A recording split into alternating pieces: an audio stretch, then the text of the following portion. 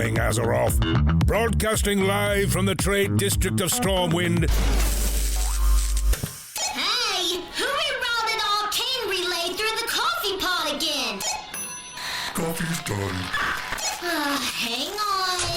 I think we got it. This is Azeroth Morning Radio. Warcraft for the rest of us.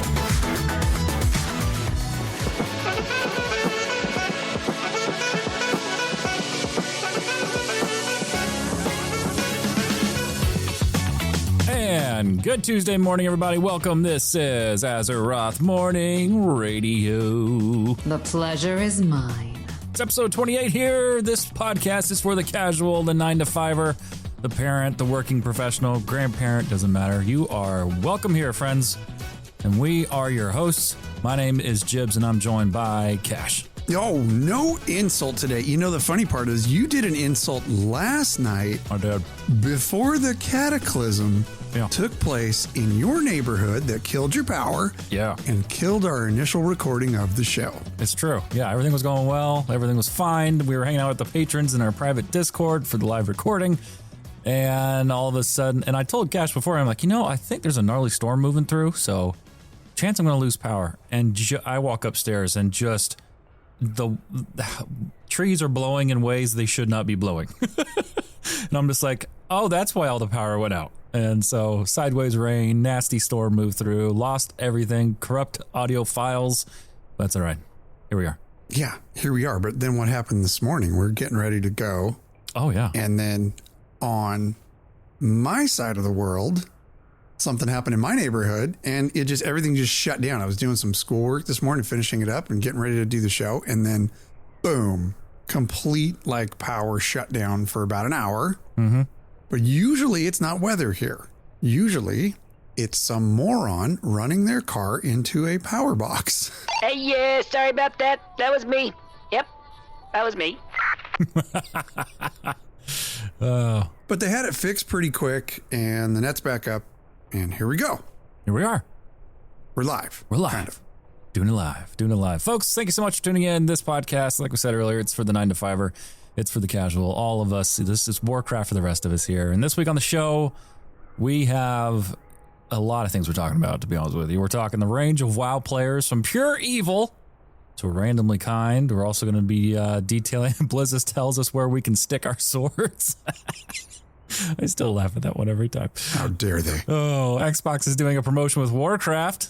Told you it was coming to console. And Azeroth begins to heal in a brand new lore lesson. But before we get started, how was your week in Warcraft? It was good, bud. Yeah? I had a good week. Yeah. I got schoolwork going on, so a little bit less playtime this week because I'm really just hunkering down trying to get as much schoolwork done as I can. And I'm doing good. Mm-hmm. But I did hit 90 on the Druid. Ooh, good. And trying something different. Mm-hmm. Last season, I stayed in Resto Spec pretty much the whole time. I really didn't switch to other specs. I didn't really want to try Feral. I just wanted to stay in the healing mode. And even if it took me forever to kill things, I stuck with it. But this season, I'm trying different specs and I'm actually having a blast with them. But something changed. Something changed recently because I have been running in Guardian spec to do delves.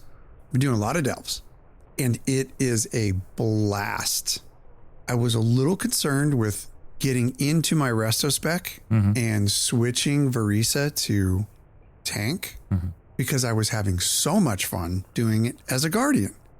Anyway, this morning, super early because I couldn't sleep, I logged into Warcraft. I went into a delve and I went, I'm going to try Resto spec and running her as a tank. Bro, hands down, easiest, fastest, bountiful dungeons. I'm running them on 11s. Easiest runs that I've had in delves to date in this expansion was when I run Resto and I just heal her and let her do her thing. I stand in the back and just lob love and she takes care of business. Now, granted, she's probably level 40, probably got her to about 40. So she's at that point where she's clicking along. She's doing well. And my gear's decent. I think my gear score's around like 248, 249 right now. Oh, wow. But man, holy shnikes, bro. I'm not doing it any other way. Easiest runs, super enjoyable. And that's all I want to do is run delves now with her. That's awesome. When I'm healing. Yeah. Oh man, that's cool. Yeah, it was a good week. Same here. I did it all. It felt like everything from rated battlegrounds, because I thought, like that's one of the things I do like to do is the rated battleground blitzes, and I typically just do it just for the transmog. I like to get the transmog for every season, just because once it's gone, And so I was doing that, and I hit 1800 real early. Got everything. I'm just like, oh, this is foreign ground. Usually this takes me all season to even get this. I'm just like, wow, okay, well, I guess we'll just keep going and see where I end up. And honestly, it's been super chill as a mage, because I'm just it's like just playing a regular battleground, So it's just like, whatever, doing my thing. But I did get reported in one. It was an accident. They thought I was throwing the match, and I wasn't. I couldn't do the objective because I had a skill slotted in my talents. I didn't realize I had slotted. That was not allowing me to mount, so I couldn't grab the resource I needed to grab, so everyone thought I was throwing. I'm like, I didn't, I promise, I was helping. But anyway. It was a behavioral glitch on my part. I just didn't want to do it, so I didn't. I got reported for it. I proceeded to sit in a queue for a very long time because I'm pretty sure I got, like, he was trying to give me new players to play with. But anyway, yeah, it was a great week, man. I did everything from PvP to housing, everything. Just all delves. I've been loving delves as well, man. So much fun. It's totally different playing on a mage. Like, I'm just wearing a piece of toilet paper for armor, and so like stuff lets you know you're there. And if you're in the poop, you may die really quickly. And so, my son, let me heal you. Heal me. Let me run delves with you and provide you with my heals. Yes. We did a couple of those the other day. It was fun. But yeah, that's about it, man. That is about it. Folks, we're going to take a quick commercial break, and we will be right back to start the show. And now, reporting live from somewhere deep in the jungles of Zuldazar, maybe our newest correspondent for Azeroth Morning Radio. That's right, me brothers and sisters.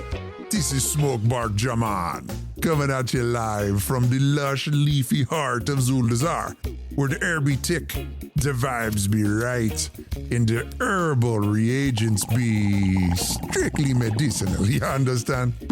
Now I be taking a look at this month's trading post, and let me tell you, man, it be very plant-based, real earthy. Me got the good stuff, man. First up, we got plant mounts, man. Plant mounts. You're riding around on an old shrub. One of them look like it just uprooted itself mid-conversation and say, you know what? I'm tired of photosynthesizing. I'm going to war. Big up, brother. Respect. But I gotta say, man, Blizzard out here giving sentient bushes a spotlight and still no Amani troll playable race? You put the horn here. The Amani, we been here. We been jungle certified. We been ready. But nah, let's make the trees playable. Next up then, we got all kind of leafy transmog, man. You got elms, shoulders, robes. You look like you got dressed in an edge and said, yes, this stuff it. Real druid adjacent behavior. Oh, and this one here, flower crown type situation for your head. Very peaceful, very calm, very, I just discovered inner balance after one good session with the Zuldazar leaf. Highly recommend, by the way.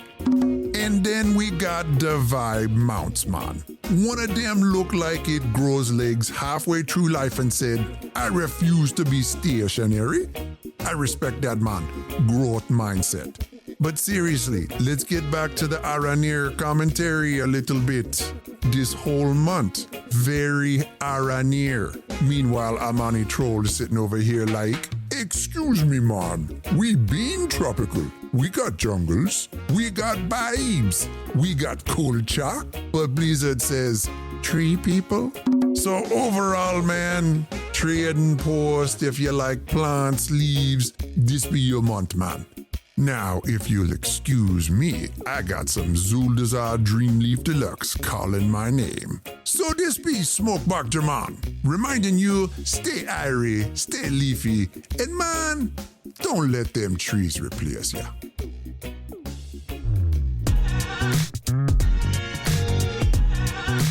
All right.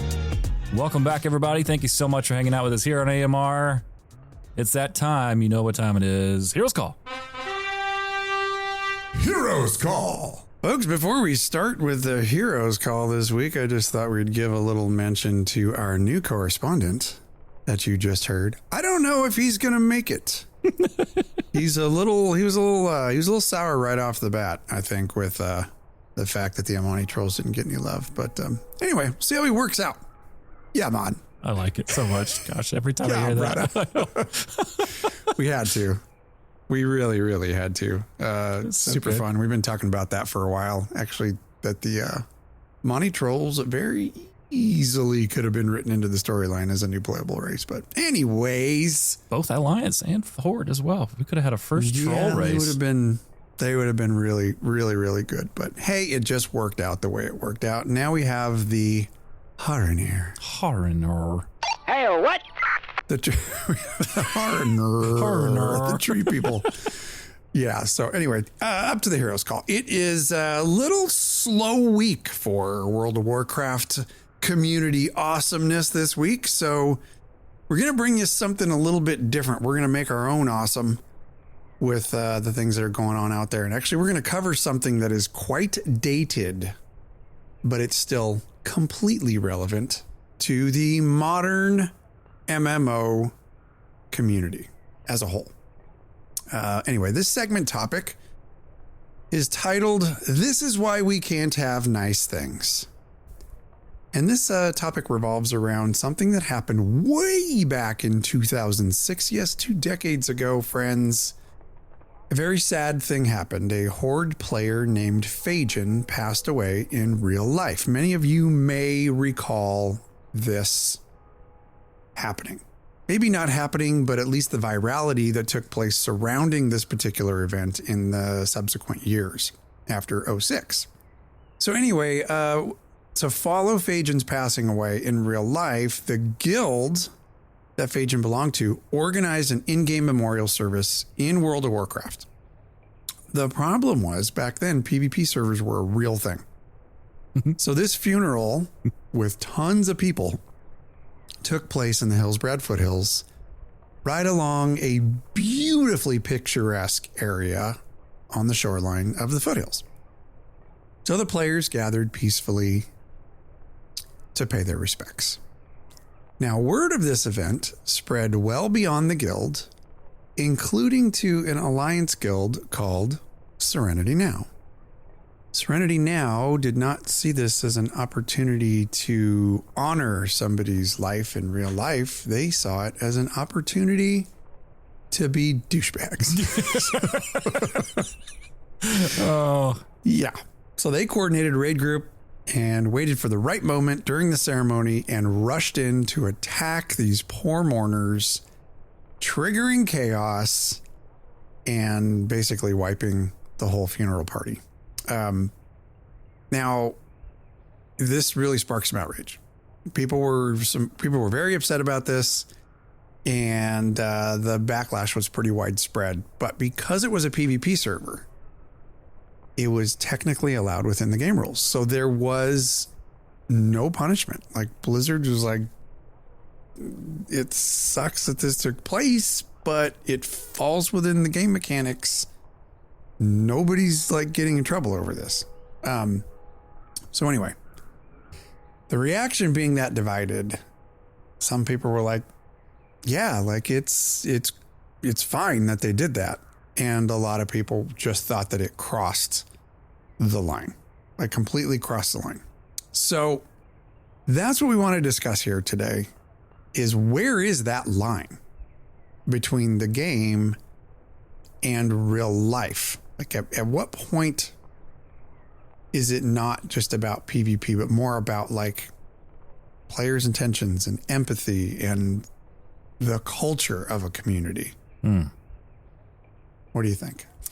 Oh man, now see, back when that video happened, I'll never forget finding out about that video and watching on YouTube with a couple friends of mine. We're just watching this happen and just laughing at that point, just because I'm like, this is insane. I can't believe somebody did this. I can't believe you laughed. I was like 14. Of course I'm going to laugh. I was too busy trying to be competitive in Halo at that point. I didn't care at that, way back when.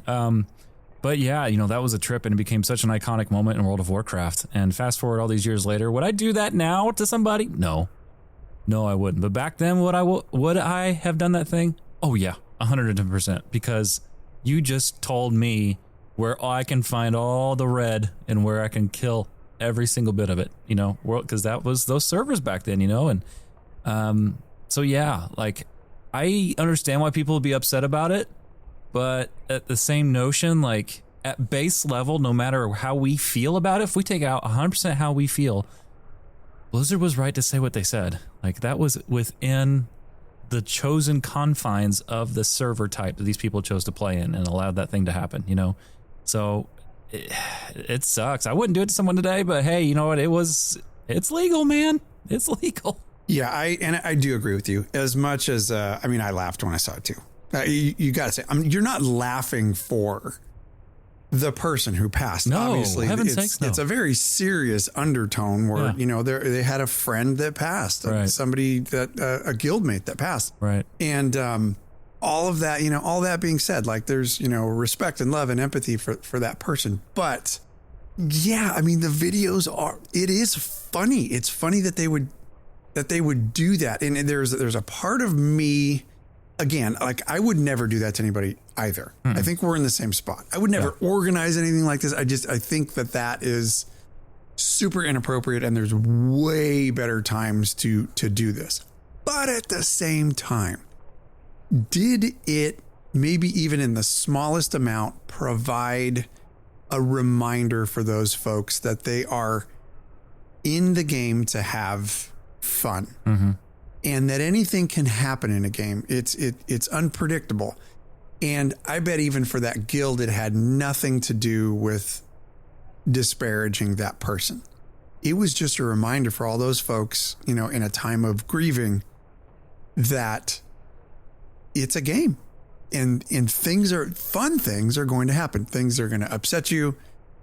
So I'm very split between this, although I would never do it. I just don't see that it was a completely terrible thing. But a lot of people expect for these unwritten social rules to be followed. Yeah. And you're right. See, and I can't find it in my own mind to be upset at PvPers for PvPing on a PvP server. I just can't get mad at it. No, you really can't, because I think you said it best already. Like, it's already been said. Like, you can't try to apply real world expectations to a digital world where the rules aren't applied. You know what I mean? Like, if there's some kind of policy or something in place set in game by Blizzard for something, then that's different, right? But we're talking open world PvP.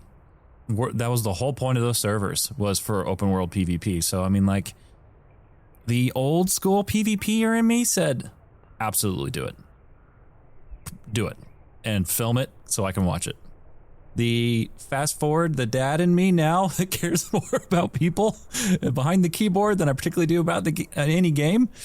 No, I would not do that thing. Because to me, it reminds me also of whenever people go and troll role players when they're trying to role play. And they barge in on something that's going on, just make a scene and ruin the scene and whatever people are trying to do. And that's their gameplay loop, right? Ultimately, that was that group's gameplay loop for that night. That was it. I don't want to be a part of ruining that. You know what I mean? Now, if we're all out in the world or something and they're maybe, I don't know, I find them out in the world, that's different, way back then. If I'm playing Warcraft then at my age now, that's different, but not I wouldn't just barge in on the whole memorial. Oh, I will say this, it made for great YouTube content. It did. And you know what? PvP servers at the time made for great YouTube content. And in a lot of ways, it makes me miss PvP servers. Oh, yeah. Because they were a lot of fun, man. They really were. And there were times when you would get pissed. Of course. Because you'd get camped. Yep. It was inconvenient for you. Yeah. But now, like, you got to Roger up. The other person's got to Roger up to PvP, or you got to be in a dedicated PvP zone. Like, the PvP servers of old are gone. Yeah. And it bums me out because I do miss that fear when you, now again, we are coming from a game where it was exploited like crazy. My gosh. Coming from the now debunked Ashes of Creation, which was like that all the time. It was freaking open PvP everywhere. Mm-hmm. And there were consequences, but it truly could be a pain in the butt. But I think the way that PvP servers worked for World of Warcraft was a lot more fun. But let me ask you this. Mm-hmm. If there were PvP servers today, do you think something like this funeral slaughter would take place again in 2026? Absolutely. No question. Of course. Yes. And I tell you what, if like the bad part about having the PvP servers, right, is people get angry and they just transfer off, right? And so those become dead servers.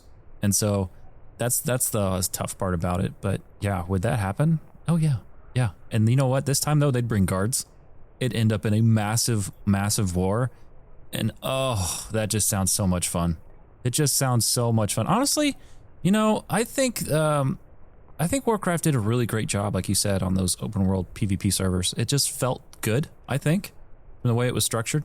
Another game I thought that did a pretty decent job was New World. You know, their open world wasn't too bad either. And but you know, World of Warcraft being around for as long as it has been, it's crazy how a lot of things in Warcraft still would be relevant today if it was, you know, going full bore like it was back then. I really do think that'd be relevant. I'd play it in a heartbeat. That'd be fun. Oh yeah, I would play on a PvP server, like no problem. I'd have a blast. And I echo you. I do 100% believe that this would happen today, and that has nothing to do with people's attitudes post-COVID. Promise. Nope. Everybody's like leaning on their last nerve. I just think that it's 20 years later, this would 100% continue to be a thing. Yeah. And people will exploit and take advantage of you every chance they get, especially in a game. Oh yeah. Yeah. I mean, because ultimately it's a game, right? You know, and so like, it's no different. I mean, they would absolutely do it because we've always said, you know, if you give a gamer an inch, they're going to take a mile. You know what I mean? So it's just like, that's gamers. That's how, you know, how we all act. We all, whether it's like from a level of curiosity, can I do this thing? And you end up like spending 45 minutes taking that one thing and from an inch to a mile, or you're doing this thing, you know, like that's just, it is what gamers do. And yeah, so I'm not shocked. And yeah, it would happen again. For sure. Yeah. So anyway, this was, we just wanted to, you know, kind of throw this out there. This was something that 100% did happen in the community and actually made a mark on it. I wouldn't say that it's as much as a mark as something like, I don't think something like this makes as big of a mark on the World of Warcraft community as like something as viral as Leroy Jenkins. Like that was pure awesomeness. The entire thing start to finish. This was more of a shock factor. Like what in the heck just happened here? And that's why I laughed when I watched it. Cause I was like, this is so ridiculous. I can't believe this is happening. And then you just watched all the bodies just fall. Cause they didn't have any armor on, I don't think, or it was no weapons. I don't remember exactly. I haven't watched it in years, but oh my gosh. Yeah. Yeah. Agreed. Yeah.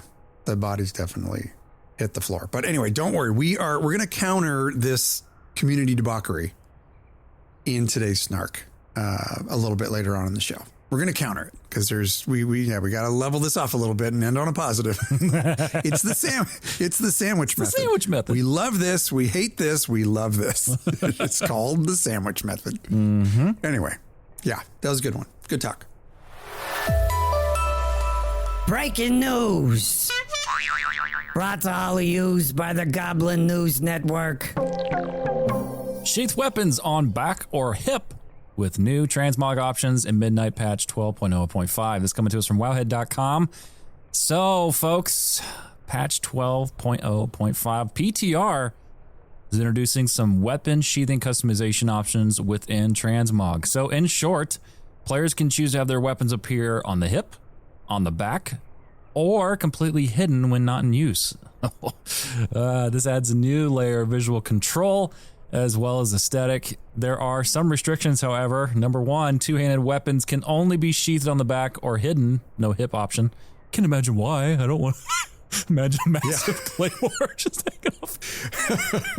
Big old staff. Look like a third leg, and I have to change my character's name to Tripod.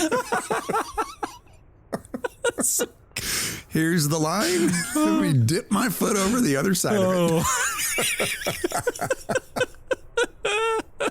Also, one-handed weapons have full flexibility, hip, back, or hidden, and dual-wielding players get the most freedom as each weapon can be positioned independently, one on the back, one at the hip, or hidden. That's so cool.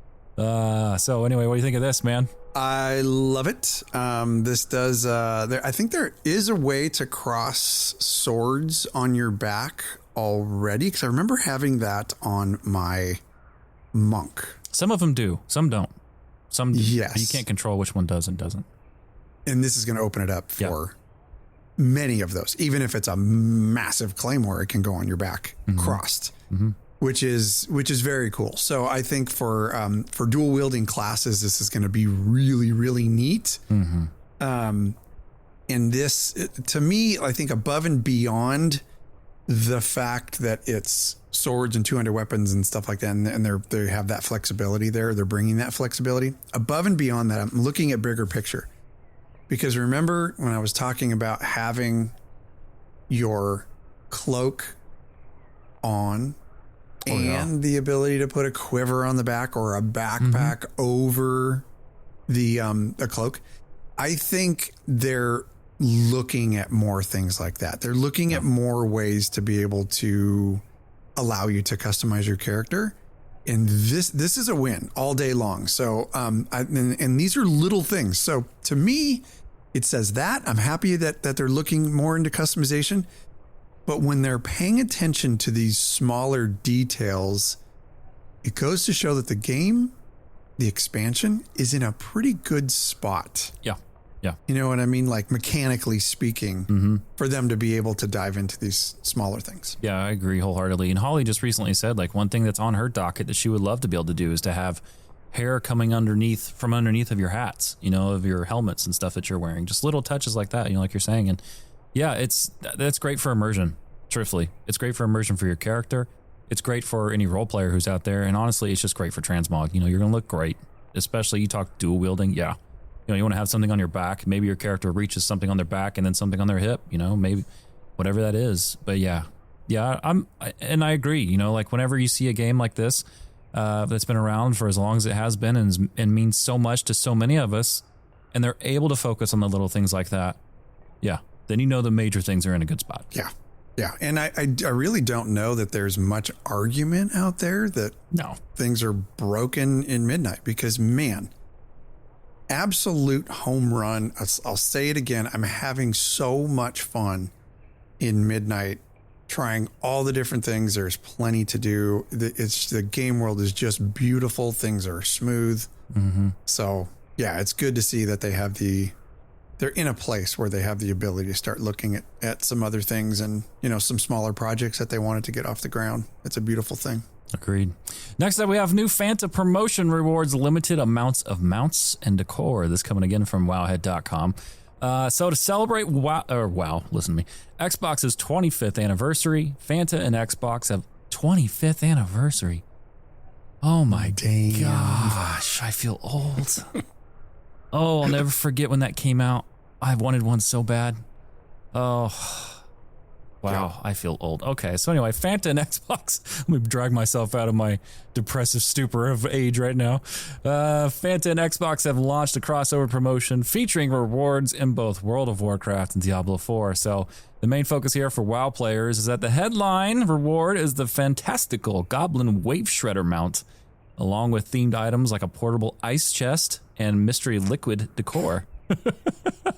Players participate through scanning QR codes and completing weekly mobile challenges with no purchase required, though special Fanta products are part of the campaign. So here's some details.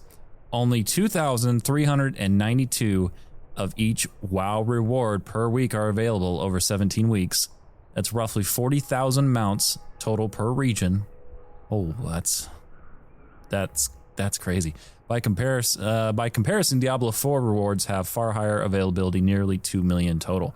So you want to talk about rarity when it comes to stuff like this? Like, whoo, this is like scarcity versus, like FOMO. Yeah, so you got to scan the QR codes, Yep. and I assume that you're scanning those codes. Well, it says no purchase required, though. I don't understand how that's going to work. I mean, the items look cool. I don't understand how that's going to work either. I'll tell you right now, that sturdy portable ice chest, that looks awesome. No, it would be awesome to have these things, but I'm really curious to see how this is going to work. Players participate by scanning QR codes and completing weekly mobile challenges with no purchase required, though special Fanta products are part of the campaign. Huh. I don't know. I got a store around the street. I'll go scan some Fanta and see what happens. When does it say it starts again? Did it say? I don't think it actually said. Doesn't. I'm not reading it anywhere.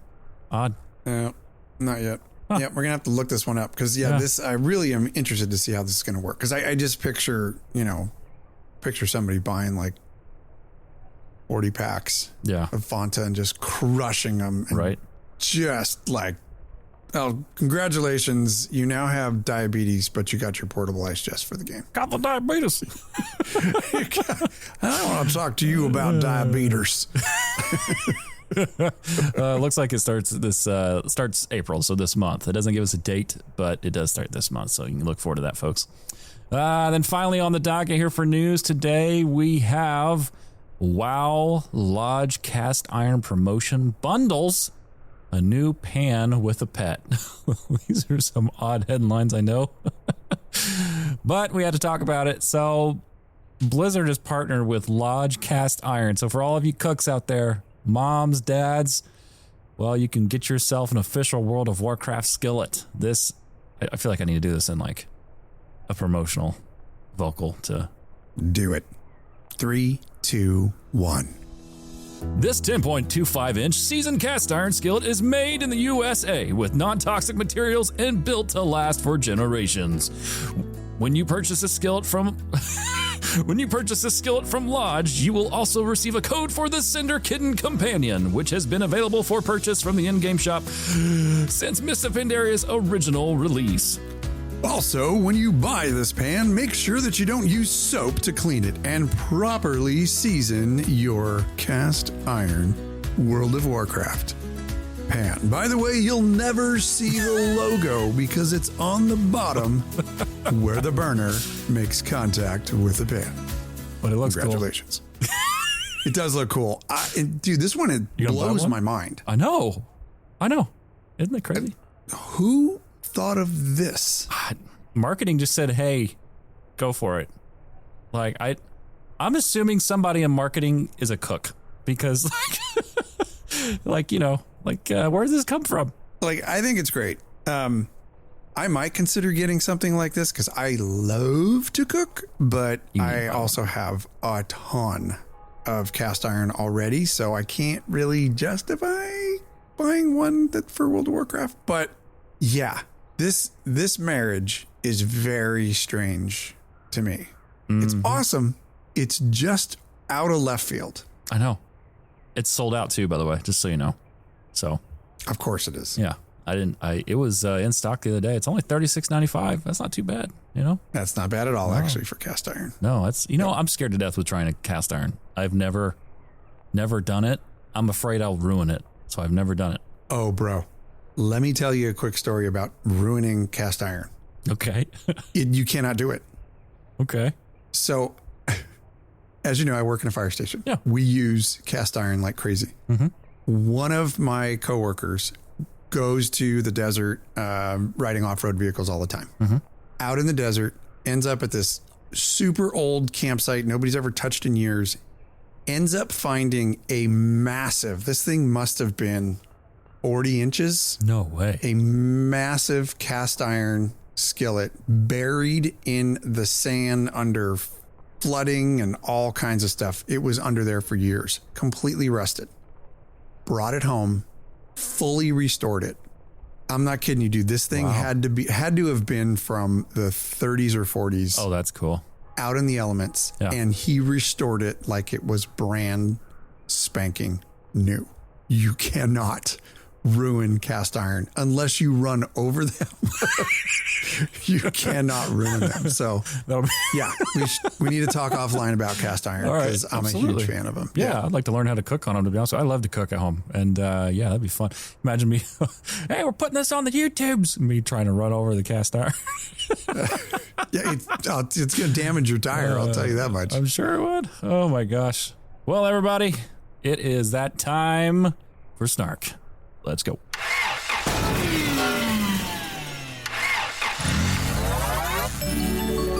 Snark Online.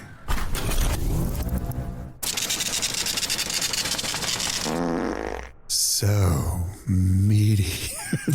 I don't know how I can not react to that at this point. Like, this is episode 28, and yet it's a mixture of cringy, just like, ooh, to... Yeah. Yep. Toots. Yep. He did a toot. Toot toot. All right. So in contrast to the story we told about the funeral massacre of 2006, this segment is called "These People Are Why We Can Still Have Nice Things." Snark. All right. Always bringing us good segments and never disappointing. Friends, this is the first tier list we have ever done on Azeroth Morning Radio. But this tier list is going to be a little bit different. We're not going to tell you which DPS is the best. We're not going to tell you which healers are the best. And we're not going to tell you that Beastmaster Hunters are at the very, very bottom of the tier list in this particular patch. We're going to talk about the best parts of the WoW community, specifically speaking about these amazing players that everybody has encountered in the game. And Jibbs and I are going to rank them. You have all experienced at least once each of these types of players.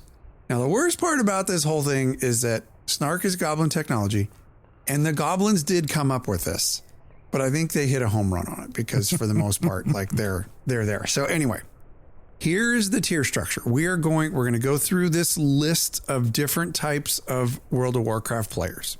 Okay. And here's the tier structure. We're going to rank them. S tier. These are the elite. We need these people. We need to protect them at all costs. Okay. All right. Then there's the A tier. Wonderful people and always appreciated. The B tier. Solid tier of people. Good on you, but situationally nice. Not all the time. Situationally. C tier. Nice people when they do what they do, but don't count on it. Okay. And then there's D tier. D tier is going to be, this behavior is overrated, and at best, it's chaotic good. If you know D&D at all. Okay. All right. So here we go. The first type of player that we're going to rank, the summoner. Everybody's standing by. We all just got into a dungeon group. And this is the guy in that dungeon or raid who says absolutely nothing, just starts broing people out by summoning them to get the dungeon started. Where would you rank the summoner? Jibbs? I'm going to C tier. Okay. So nice when it happens, but don't really count on it? Yeah, pretty much. Like, I think it's great when people do that. Like, I'm not going to, I mean, it depends on the group you're in. Some people are going to expect that sort of thing. You know, like for me, it's, I like to give that out, like make cookies for everybody when we're getting ready to start a, whatever kind of content it is, or, you know, make sure everyone has their buff. But, yeah, I don't fully expect it. It's nice to know that you're a mage that understands that setting out a plate of goodies is your job. I cannot tell you how many. Now, usually I bring my own food, but I don't like to burn my own food when I don't need to as a healer. If I can get free food, I'm 100% all over it. But I mean, I've been running dungeons with mages the last few days, and you got to ask for it. It's like, dude, it's on your bar. Hit the button and give me my cinnamon rolls. You know, my favorite part, honestly, about being a mage is not necessarily the cinnamon rolls. It's the fact of giving people a port afterwards. That's my favorite thing to do. I love it way too much. Like, hey, you need a port? Where we going? Just don't put a port out and then leave the group. Because that's full dick move. Okay, that's D tier. That is D tier behavior. Oh, I love it. Oh, I love it. All right. Okay. So we got the summoner at C tier. All right. I'm tracking on that one. Okay. As if on cue, the hometown buffet goblin who provides feasts and cauldrons. This is the player who drops a feast like they're hosting a party where every pull is Thanksgiving. Every pull is Thanksgiving. Yeah, I'm definitely putting that in B tier. 100%. Okay, B tier, perfect, good, solid, good on you. Situationally nice. Some people need it, some people don't. Yeah. Probably would have rated it a little bit higher because you need to be doing that if you can. But Feasts and Cauldrons, it's not just a summon button. That is something that's coming from the goodness of this person's heart. If they're a cook and they're using their mats for the benefit of everybody else. So yeah, that's a solid B tier. Yeah. I'll give you that. Yeah. It's always funny, like right before I see it. Lately I've seen it often in Battlegrounds just because, talking earlier, I was just for the heck of it, gonna just keep pushing ratings, as far as I could get a mage going. And, but yeah, like there is just a literal buffet of things that appear around you. And, it's funny because oftentimes other players have to remind me, number one, for cookies in PvP, for whatever reason, my head's just not there. And number two, to make sure I swap out of my PvE gear. I get DM'd all the time. Mage, you have PvP gear? I'm like, oh, thank you so much. I was just doing a delve or something or whatever. But anyway, yes, back to the point. Buffet Goblin, love him. Yeah, same. I got to go back to it for a second. I kind of look at it in the same way as if you are a character who provides buffs. Yeah. So priests, druids, healers, whatever you provide, to me, it's an automatic. So if I'm a warlock, I automatically need to put down gobstoppers for everybody. Yeah. For sure. Right. So anyway, I don't know. Small thing. I'm not too worried about it. The more you do it, I think the higher you climb up on this tier list. Oh, for sure. Okay. Next one. The therapist tank. Okay. This tank pulls clean, explains mechanics, doesn't yell at butt pulls, doesn't yell at hunter whoopsie pulls, or wipes. Oh, this. Right? Yeah.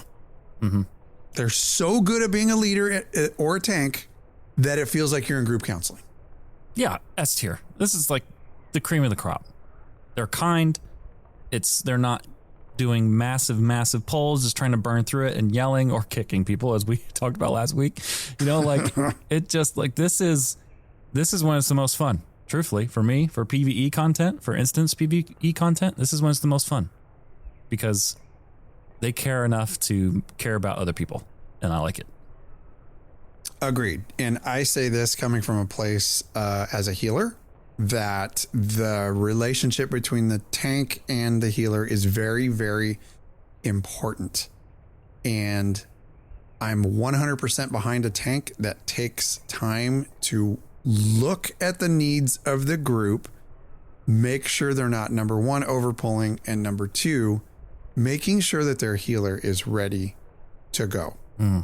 And it's crazy how it's not obvious to me that happens, especially when the group does a big pull. There's a lot of damage coming in. The healer is doing everything they can to keep the group up, is successful in doing so. They get out of that encounter and the tank goes directly to another pull. Yeah. That is 100% tone deaf and situationally unaware. Yeah. of what just happened, because every healer in the bunch, after a massive pull with tons of damage and they've kept their party alive, will have used a chunk of their mana. Whether or not they need it for the next pull, different story, but at least take the time to pause. Healer, you good? All right, here we go. Mm-hmm. It is so rare that happens. They just go directly to the next pull. And they're, you know, I'm sitting there trying to take a sit. I'm sitting there trying to take a sit, and you know, use a potion. Yeah. And now they're out of my range. Yep. So it's like, you know, most of the time I just deal with it. So anyway, I agree 100%. The therapist tank, S tier, all the way. Protect this person at all costs. Okay. Now that we've talked tanks, time to talk healers. Okay. This particular healer is named the oh shit healer. Their heart rate is 200 beats per minute, but you would never see it or know it. They're spamming heals through absolute chaos and save everybody in the run that should have wiped. What do you think? Yeah. I personally, C tier, like, nice when you find one. Don't always rely on it. Ouch. That hurts deep. So deep. I mean, like, hurts me. they're the epitome though, right? But like, it's still like, you can't, I say C tier because you can't count on that always being the case, I guess. You know, like, it's just hard. Sometimes it's hard to find that. But I find that more often than not. I will say that, you know, quiet healers just do their thing, and they're so great and good at what they do. Yeah, I'll definitely buy that. Healers are important. I even as a healer, I don't feel that healers are more important than tanks. I think tanks really do set the tone. So, yeah, as much as it hurts my heart, I think I agree with C tier on this one, and I'm okay being in C tier as a healer that works his butt off and. It's a silent giant, right? Just keep your mouth shut and do your job. Don't complain. You get what you get. All right. Cool. Next one. The walking wowhead. Oh, this player knows everything. They explain everything, whether or not you want to hear it. And they're oddly accurate all the time. They didn't have to explain it, but they did it anyway. And somehow they're helpful and condescending at the same time. You know. Yeah, and because of that, it's definitely going B tier. Mainly because it's situationally nice. You know, like, sometimes it's just like, okay, like, I thank you so much. Like, very kind of you. I really appreciate this. That said, we've been standing here at this pole for 25 minutes, so maybe we can just go ahead and just let her rip and see how we do. I mean, I appreciate the knowledge, but shut up. Yeah. It sounds heartless. I'm not trying to be heartless at all. I'm not. But oh my goodness, sometimes you're just like, okay. Thank you. Smiley face, exclamation mark. I can't believe the walking wowhead dude ranks higher on the tier list than the oh shit healer does. Honestly, the healer should be higher than C. Definitely. But that's okay. We can't go back now. No. Locked in. All right, here we go. This one's going to harken back a couple episodes, buddy, but this one needed to be on the list. The ground mount philosopher. They refuse to fly. God, this is totally us. 100% us. So we're going to poke fun at it a little bit, but you got to experience the world, man. You got to do it. Get off your flying mount, man. And turn your 3-minute quest into your lifelong journey on a ground mount. Yeah, no one says that. A tier, I'm ranking this one. A tier to prove a freaking point. These are wonderful people. Love them. Cherish them. I don't know. Do you have a different ranking? Yeah, I'd probably I don't know. Yeah, that's fine. That's fine. Okay. Here's the next one. The trade chat menace. 90% nonsense, 10% accidental genius. Yeah. It's that D-bag that tries to solve the world's politics by trolling everybody in trade chat. Is there an F tier? Yeah. That's D tier. Yeah. Absolutely. No question. That's basically Moonguard's trade chat. Honestly. I have set chat channels specifically for this. Number one, I have one's called Quiet, where there's literally nothing on there. One of those reasons is because of the trade chat. But yeah. Yeah, I agree. D tier. I had a dude this morning. Like normally I have trade chat turned off. Mm-hmm. But I had a dude this morning for some reason. It was on because I was having a piece of Gearcraft. So I needed to see it and I just forgot to turn it off. This person's answer to everybody's question or statement was, it's because of your mom. Everything. Just all variants of how everything anybody said just had to do with their mom. It was just like, you are 5 years old. Yeah. You know what? It's like, oh my God. Anyway, trade chat. Yeah, trade chat. I mean, it's no different than what, the old Barron's chat joke, right? Like now it's just trade chat. It's, right. It is what it is. All right. We're going to rapido these last few. We got 3 more. And, I like these ones. These are some of my favorites. Okay. The guild babysitter organizes everything, reminds everyone of everything, keeps the guild from collapsing. Not the GM, but definitely doing the GM's job. B. I agree. Yeah. I agree. It's one of those, thanks for the help, but I got this moments. Yeah. But very helpful. Usually very, very helpful. And there's always one in a guild. We don't have one yet. We haven't identified the one in our guild yet, but I'm sure they're out there. Mm-hmm. Okay, next one. The literal achievement goblin has everything, needs everything, finds everything, knows things about World of Warcraft that you shouldn't know about World of Warcraft, and has way more achievement points than you do. I personally think it's pretty awesome. I do. I think it's pretty awesome. When they're nice about it. So like if they're not nice about it and they're in your face about it, then definitely a D tier. If you're not that way, then we're talking something else entirely, but yeah. Yeah, attitude's everything. Yep. You want to know something that I have noticed with our own guild? There are some serious achievement hounds in our guild. Oh yeah, I love it. A ton of points. Yeah. And it usually, like, it comes up on the guild roster, can see how many achievement points people have, and I was blown away. Like, whoa. Yeah. I've been playing this game for a long time, and I don't have anywhere near the achievement points that some of these people have. So pretty cool stuff. Yeah, it's pretty incredible. Yeah. Pretty incredible. All right, number 10, the last one. Everybody knows this person. The drive-by Good Samaritan. You're minding your own business. You might be in a fight. You might not be in a fight. Person runs by you, buffs you, tops off your health, helps you kill your target, gives you a slash wave, and they're on their way. Oh, it's S tier. 100%, dude. Yeah, it's S tier. Love these people. And this is a good way to end this, because this is something that we say all the time, and that thing is... Kindness is free. Kindness is free, my dude. 100%. That's why we love these people. That's why the Drive-By Good Samaritan gets 100% S tier. So there you have it. Our very first tier list.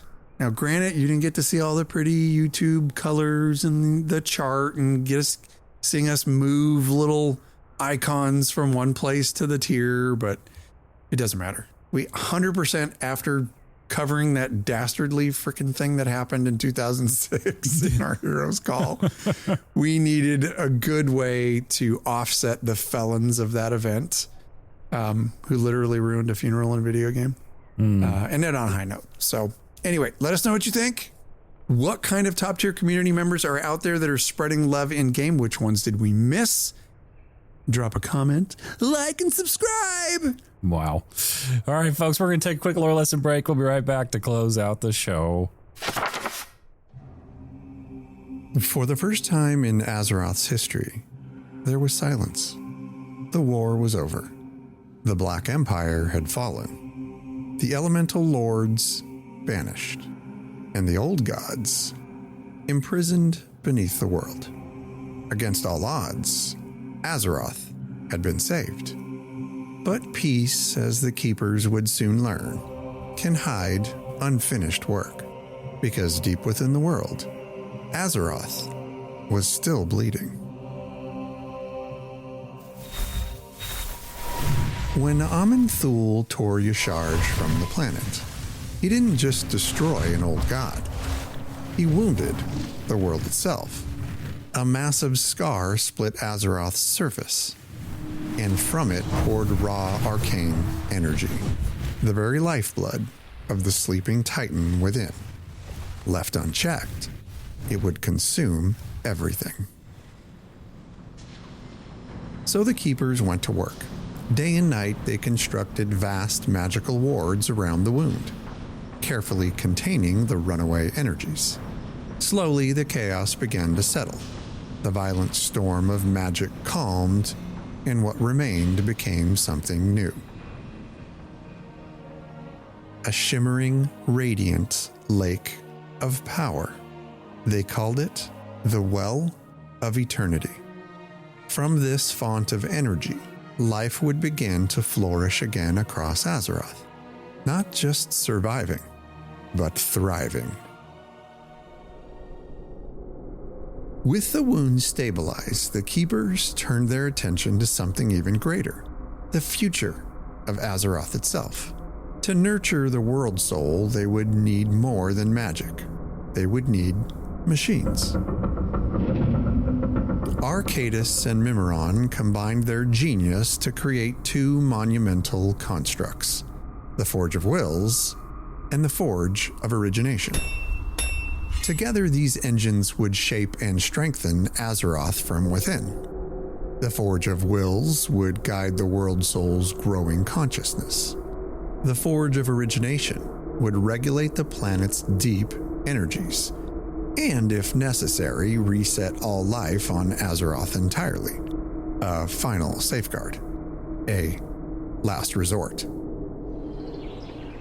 High in the northern peaks, Odin oversaw the construction of the Forge of Wills. May your battles be glorious. For his leadership during the war, the Pantheon named him Prime Designate, Guardian of Azeroth's future.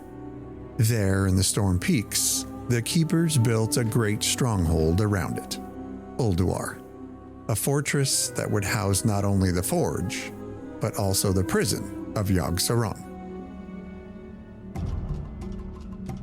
Far to the south, another Keeper took up the charge. High Keeper Ra led an expedition across the deserts of Azeroth. With him marched newly created Titanforged, the mighty Mogu, the leonine Tol'vir, and the towering Anubisath. Their destination, a place that would one day be known as Uldum. But along the way, Ra discovered something unsettling. Fragments of Y'Shaarj still remained. Pieces of the old god's body had fallen back to the surface when it was torn free, and they pulsed with lingering void corruption. The most dangerous of these was its heart. A mass of dark living flesh saturated with void energy. Destroying it would be too risky. So instead, Ra chose to contain it. Deep beneath the earth, he constructed a hidden vault, a prison for the heart of Y'Shaarj. He placed his Mogu followers as its guardians. Cower before my might. Tasking them with not only watching the artifact, but protecting the land around it as well. With that done, Ra pressed onward. At last, in the southern reaches of the world, the Forge of Origination was brought online.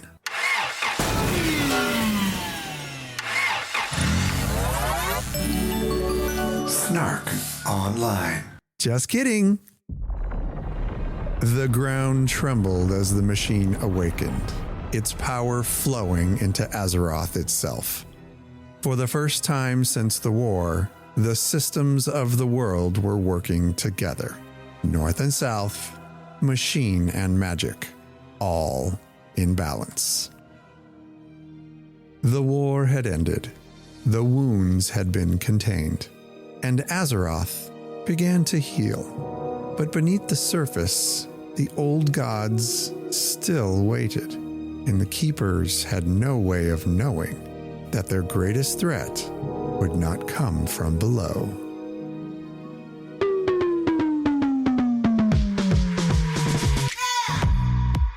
everybody. Thank you so much for hanging out with us here today, watching, listening to the show. Thank you so much for pushing play. It's because of you guys that we continue to grow every week, and we can't thank you enough. If you enjoyed this show, first off, if it's your first time here, welcome. But if you enjoyed this, please share this with a friend or share it with your Discord server, or if you're using a podcast app, please leave a review. It helps the show. And, if you're watching on YouTube, leave a comment or a like. It honestly, it helps the algorithm for us, and we can't thank you enough for it. You can visit our website at azerothmorningradio.com. You can learn more about Cash and myself there, or you can get in contact by messaging. Oh my gosh, I promise I can speak. Messaging us there directly. Anyway, Cash. Gosh. I'm sitting there throwing shade at you while you're having a problem with your speech. I know. Can't get it out. Friends, this show is 100% about the community, so please get in touch with us if you got things to say. We want to hear them. And there's a good chance it's going to make it on the show. You can email us at azerothmorningradio@gmail.com, Facebook, YouTube, Twitch, TikTok, all at Azeroth Morning Radio, and you can find all of our stuff, including some things that are more fun, more exclusive, more access at azerothmorningradio.com, and click on our Patreon link and get to know us a little bit more. Send us your Heroes Call topics. This was a rough week trying to find some good stuff. So putting all of you little goblins out there to work. Send us those topics. There you go. Yeah, and be sure to get your questions in, because we have a full episode coming up. It's going to be nothing but Q&A. It's going to have a good time, so get your questions in. Maybe we'll answer it right here on the show. Have a good week. We love you, everybody. Take care. Wash your back. Job's done.